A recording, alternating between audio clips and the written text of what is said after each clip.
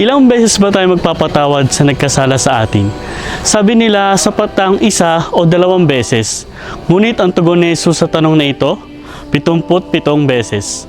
Ako po si Stephen Obreg Bayani at samahan ninyo ako dito sa Reconciliation.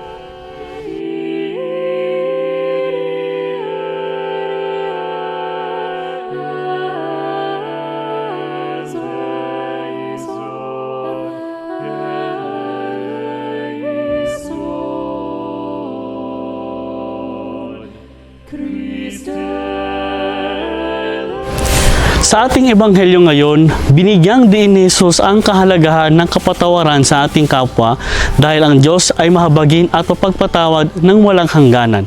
At tayo, bilang makasalanan, ay binigyan niya ng kapatawaran dahil sa kanyang pagmamahal sa atin. Tinuturuan tayo ni Jesus na magpatawad sa nagkasala sa atin ng walang limitasyon.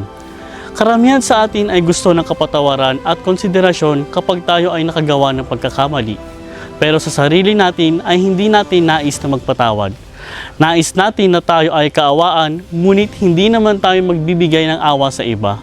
Dahil dito ay nagiging makasarili tayo. Tayo ay nilikha ayon sa kawangis ng Diyos. Ibig sabihin, sa ating pagpapatawad, makikita natin ang imahe ng Diyos para sa iba at nagiging totoo tayo sa ating mga sarili bilang tao. Ang pagpapatawad ay nangangailangan ng oras, tulad ng mga sugat bago ito maghilom.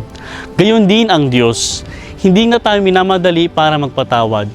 Mas binibigyang pansin niya ang ating kagustuhan at layuning makipag-isa sa nagkasala sa atin.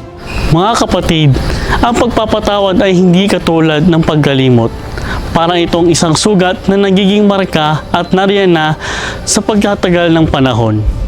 Ito ay isang tanda na tayo ay nasaktan ng ating kapwa at pag-alala na binigyan tayo ng Diyos ng maraming pagkakataon upang magbago at mas maging mabuti. Kaya naman bilang kapalit nito ay ang pagbabahagi natin sa pag-asa upang magbago ang ating kapwa at nakasakit sa atin, pati na rin sa iba.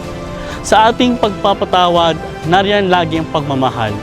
Upang madama at maipadama natin ito, ay simulan natin ang pagpapatawad sa ating mga sarili. Amen.